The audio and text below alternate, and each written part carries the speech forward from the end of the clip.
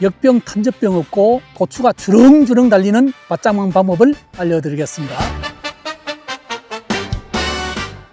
안녕하세요. 농사 1타 강사입니다. 오늘은 고추 심는 시기가 다가왔습니다. 먼저 밭장만 하는 방법에 대해서 좀 알아보죠. 밭장만 어려운 거 없습니다. 지금 이제 멀칭이 되어 있습니다만은 밭장만 할 때 기본적으로 들어가야 되는 게 있잖아요. 비료 들어가야죠. 탭이 들어가야 되죠. 그 다음 비료 골고루 좀 들어가야 되고, 양분이 사람 같은 경우는 필요한 게 있으면 여기 없으면 사서 먹고 이동하면서 먹을 수 있는데, 고추는 심어놓으면 그 뿌리 근권 범위 내에서 이제 물을 흡수하잖아요. 그래서 뿌리가 이렇게 내려서 골고루 흡수할 수 있는 그 범위 내에 양분이 골고루 이렇게 분포하도록 이렇게 관리를 하시는 게 좋죠. 토양 중에 병해충이 좀 있잖아요. 그래서 토양살충제라든지 토양살균제 입제로 된 게 좋은 게 많이 나와 있습니다. 이런 것도 좀 집어넣어 주시면 좋습니다. 일반 뭐 텃밭 재배 이렇게 하시는 분들 같은 경우는 뭐 친환경 유기농업자재 이것도 많이 나와 있기 때문에 그런 거를 활용해서도 상당히 도움이 될 것 같습니다. 자, 고추 농사 지었을 때는 토양에 이제 산도를 맞춰야 돼요. 토양 산도가 상당히 중요하죠.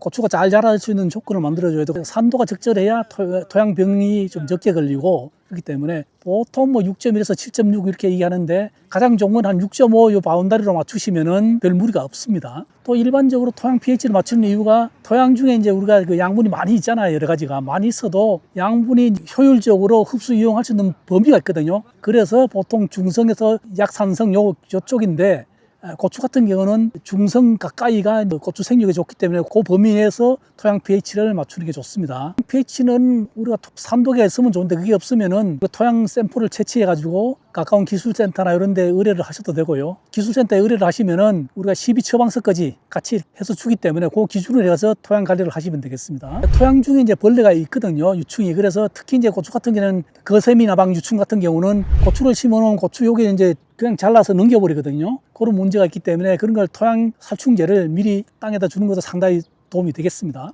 우리가 퇴비 같은 경우는 일반 퇴비보다는 요즘 기능성 퇴비가 많이 있죠. 적은 양으로 효과를 발휘할 수 있는 퇴비가 있는데, 우리가 펠렛 탱크로 된 비료들이 있죠. 유기질 비료. 유박 이런 것도 좋습니다만, 유박보다는 크랩박, 키토산 좋은 거 잘 알고 있죠. 키토산이 많이 함유된 크랩, 코나 크랩 껍질이 많이 들어가 있는 이런 비료가 있습니다. 요거를 좀 활용해서 해보는 것도 상당히 도움이 될 것 같습니다. 거기에는 일반적으로 질소 함량은 좀 낮고 인산이 상당히 높습니다. 일반적으로 우리가 많이 쓰는 인강석 이런 것 같은 경우는 불용터에 인산이 많이 있는데, 요거는 이제 완전히 수용성, 가용성 인산이 다 포함되어 있고요. 그 다음에 칼슘도 거기에 포함되어 있고, 그런 비료가 킹크랩, 인칼이 되겠습니다. 우리가 고추 같은 거 심을 때 질소가 너무 많으면 우짜라고 문제가 많잖아요. 그러다 보면 병도 많이 생기고 열매도 잘 안 맺히고 그런 문제가 있는데, 인산칼이 이런 게 많이 들어가면, 특히 칼슘하고 이렇게 많이 들어가면은 고추가 짱짱하게 자라면서 아주 고추가 실하게 자라고, 그리고 뿌리도 잘 뻗죠. 뿌리가 튼튼하게 잘 뻗기 때문에 효과적으로 사용할 수 있겠습니다. 그럼 유기물이 많이 들어가 있죠. 60% 이상 들어가 있기 때문에 유기질 비료라고 보면 되겠습니다. 밭을 만들 때 일항이 있잖아요. 요건 지금 넓은 일항이 되어 있는데, 일항을 좀 높게 만들면 역병은 줄어듭니다. 왜 그러냐면은 역병균이 물 따라, 수매 전염이 물 따라 이동되기 때문에 일항을 높게 만들면 물 빠짐이 좋잖아요. 그래서 이제 역병 발생률을 훨씬 줄여줄 수가 있죠. 일항은 30cm 정도는 돼야죠. 그리고 이제 나중에 만들 때 우리가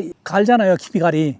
이것도 한 30cm 정도 해주시고, 일항 높이도 30cm 정도 해주시고, 이렇게 하면은 거의 한 60cm 정도 되잖아요. 칼라병 같은 경우는 나중에 바이러스 칼라병 거의 비슷한, 같은 건 아니에요. 비슷한 개념인데, 그거는 이제 우리 매개곤충들이 있잖아요. 매개곤충들이 이제 그 진딧물이라든지 총체벌레 이런 것들이 흡접을 해서 옮기기 때문에 충을 잘 방지를 하시고, 요즘에는 고추 모종을 고르실 때 내병성 품종 있잖아요. 그래서 그런 바이러스라든지 역병, 탄저병, 특히 이런 내병성 품종을, 복합 내병성 계통 품종이 있거든요. 이런 거를 구입해서 사용하시는 게 도움이 많이 되고, 또 전년도에 이제 우리가 고추 농사를 짓고 나서 고추에 병이 많이 되는 고추 이런 거 같은 경우는 뽑아서 바로바로 처리를 해줘야 돼. 처리 안 하고 그냥 냅뒀다가 봄까지 뒀다가 하면은 그 병균이 토양 중에 있잖아요. 그런 경우 같은 경우는 반드시 내병성, 복합 내병성 품종을 사용하시고, 생육충에 주기적으로 예방 위주로 일단 병해충 관리를 해주시고, 병해충이 발병되면은 이제 치료약 이런 쪽으로 집중적으로 방제를 해주시면은 고추 농사는 무리 없이 지을 수 있겠습니다. 제가 써봤을 때 유기농업 자재, 친환경 자재로 팡삭, 충삭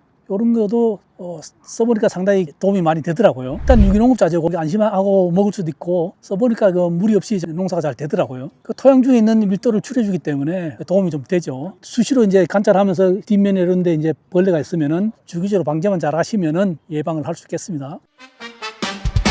비싼 게 무조건 답은 아니라 내 밭에 맞는 방법 따로 있다. 농사는 하는 감이냐고 물으면 아니지요.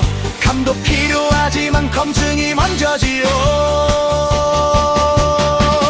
이젠 물러설 곳이 없